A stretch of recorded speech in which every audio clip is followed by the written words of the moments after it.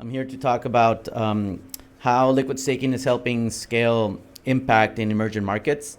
And so I believe that this is going to be the next step into how we onboard the next 1 billion users into crypto. So what is Metapool? We're the first liquid staking solution on Near and Aurora. We just recently launched on Ethereum through the partnership with SSB Network, so really happy about that. And one important aspect that we're doing is that we're distributing all protocol fees through the DAO, through DAO governance. So that's a first, because all of that is on chain. Right now it's on the Near protocol, but we will eventually launch this on Ethereum. And why should we do this, right? For us, it's really important. So this is a full-on Latin American project. It was born and bred over in Mexico and Argentina. My co-founder is from Buenos Aires. I'm from Mexico. And so we understand that there's an underlying opportunity in blockchain technology and crypto, which is how do we substitute this, right? And I think I had a lot of, made a smile on my face, Andres talk, right, from El Dorado. Because this is the way that we hedge against inflation in emerging markets. There's no other way. There's, I don't know, maybe 10, 20, 30 years of people hedging against inflation through having access to the dollar. Right now in Argentina, it's illegal. In Mexico, it's also illegal to have a bank account in dollars. It's legal to own it, but then where do you store it, right? And so we know that this is eventually will be not a good hedging tool for emerging markets. And this is where we come in, right? So how does Metapool work?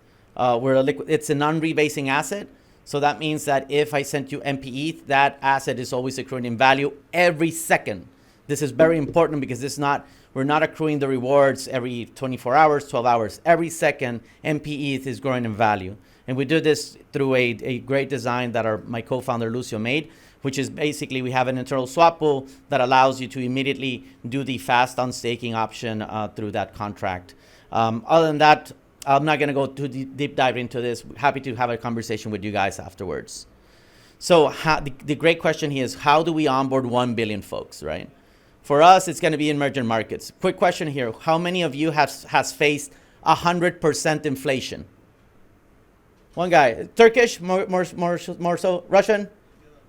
Okay, Belarus. Yes, of course. Mexican, right? Okay, 3 years ago, right? None here from Latin America for sure, right? Turkish guys, gals, none from, well, you face 120% inflation, right? And so how do we onboard those folks, right? We believe liquid staking token is the right approach to this. Why? Because there's four important factors around this. It's liquid, right? You can trade it easily for crypto again. It allows you to support the Ethereum network, which is kind of the underlying design of it. It's accessible either to decentralized exchanges or centralized exchanges or even fintech applications. And here is the adoption part is something that we are doubling down on, right? Yes, it doesn't look pretty because it has to go to centralized channels like fintechs or centralized exchanges. That's why we're supporting custodial services such as Fireblocks, Credo, and Finoa over here in Europe, because we believe that that's the initial stepping stone for many emerging market users to come and get access to a liquid staking token. Some of our numbers, I'm not going to go through them, but we have around more so or less than 27 million TVL with ETH, Near, and Aurora as well. The most important part here is that it's very much DAO focused, because our core principle here is, how do we create a protocol that is run by a community and owned by the community, right? This is why many of us got into blockchain technology. We didn't come here to create companies. We're trying to create the new way of creating value online. And for us, DAOs are a very important factor in this. So through the DAO, we're supporting more than 28 projects from Near and the Ethereum ecosystem.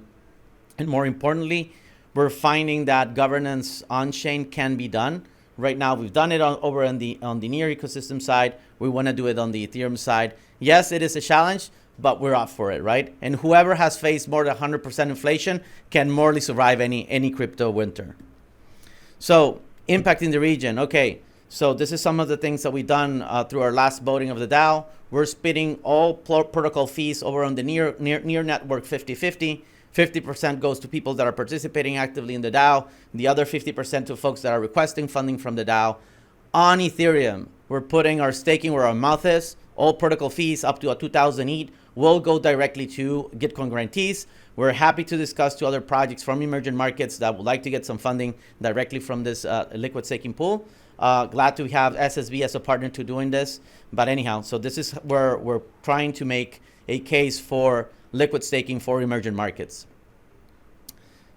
This is as easy, right? The more resources we have, the more we can distribute. So we think that this is a sustainable way for a liquid staking token to be at the core front of community growth for emerging markets, but more importantly, for folks to have access to what many of us right now have done, right? Many of us have now gone bankless. For Latin America, this is not the case. They're bankless not by choice, right? They're bankless because that's the way it is, right? And so we believe that a liquid staking token can be this Trojan horse to create an auto-compounding savings account, right? Yes, it's crypto. Yes, it's the ups and downs, but we're already living off of shit coins from fiat. So anyhow, really excited to be participating with Gitcoin grants grantees. We did Gitcoin round 18. We distributed more than 25,000 DAI to more than 14 projects all over Latin America. We're going to continue to double down on that through the DAO and through the partnership with Gitcoin. We have more than 30 ambassadors all over the world. We have onboarded hundreds of stakers. So we believe that, yes, there are the high network individuals, the degens. Yes, you're doing your part in decentralization through staking and then leveraging. But we believe that onboarding hundreds and thousands of stakers will enable decentralization in Ethereum to really happen at the grassroots level. So we had distributed more than $100,000 for people to stake. We want to become the first liquid staking solution running fully on chain. We don't have a forum where you can do your flame wars. We do want people to talk and really have a sensible proposal, put it all on chain, right? And let the community do the talking and do the discussions there. And like I said, refi projects, education projects. We're working with the global Chinese communities as well and helping them onboard common good projects from China as well.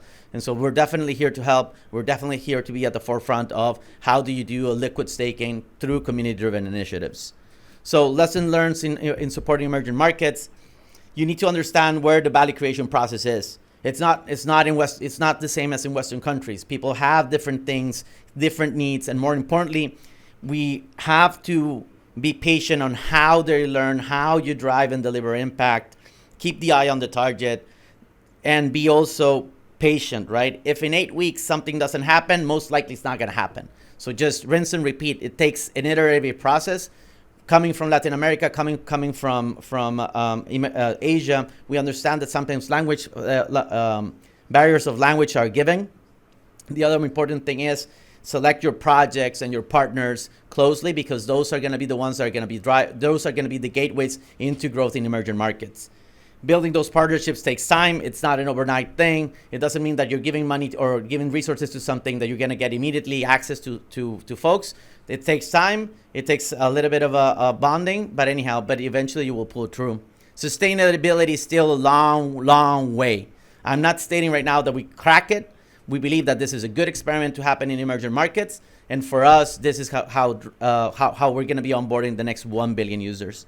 So how do we make it sustainable? For us, stable coins will play an important role in this. You need to understand that for many folks that are coming from emerging markets, the way that you start a conversation in crypto is stable coins, right? We've seen this repeating many times in for example, in Argentina, where right now they're facing close to 300% inflation, and normal people, taxi drivers, are accepting stable coins. So we believe that that's going to be a Trojan horse.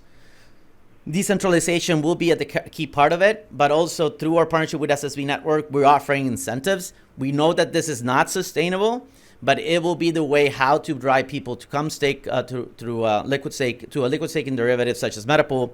We have a 7% APR. We're going to try to sustain that as much as we can, but enabling decentralization as well to be at the core. Stablecoins backed by LSDs, very experimental, but it's something we need to try. We need to rinse and repeat and find which are the areas of opportunities. We're supporting Tenet in this sense, and so really happy about that and looking forward to it. The other big thing, how can communities also drive this growth? We partner with the global Chinese community. They're going to be proactively funding and through delegation. Now, last but not least, what are the big opportunities? And this is where Andres and I have a little bit of a overlap, right? We believe that yes, stablecoins are part of the equation, right? Like I said, liquid staking tokens will be a simple auto-compounding savings account. For us, supporting up-and-coming DeFi protocols from those regions is key, right? They understand the market better than you, right? And then partnering with them is going to be key part of this. And this is, it should be all permissionless. It should be all enabled for decentralization to happen and censorship resistant to be at the core part of it. Sadly, first exposure is going to come to a centralized exchange and through fintech applications. Remember this and write it down somewhere where you do not miss it, because the largest crypto platforms in Latin America are centralized. Ripio, Lemon Cash, Bitso, these are all up and coming crypto projects, centralized, sadly, but at the core part of it, that's where people are getting exposure. Very important, peer-to-peer transactions. They haven't gone anywhere, folks. Peer-to-peer transactions represent a lot of the volume in crypto in emerging markets. Please be aware of that. We need to find a decentralized manner for any protocol to engage with them. El Dorado is a good example. But please, yes, sorry if there's anybody here from Binance, I don't want to throw you under the bus, but we need a better solution than Binance for peer-to-peer transactions and to find liquidity. Last but not least, restaking. Is that an opportunity? Yes, it is still experimental. We do want to be aware that these are people that are putting $10, $20, $30, $40, and it takes them 1, 2, or 3 months to make that kind of capital. So we really want to be mindful that we're not putting those at risk.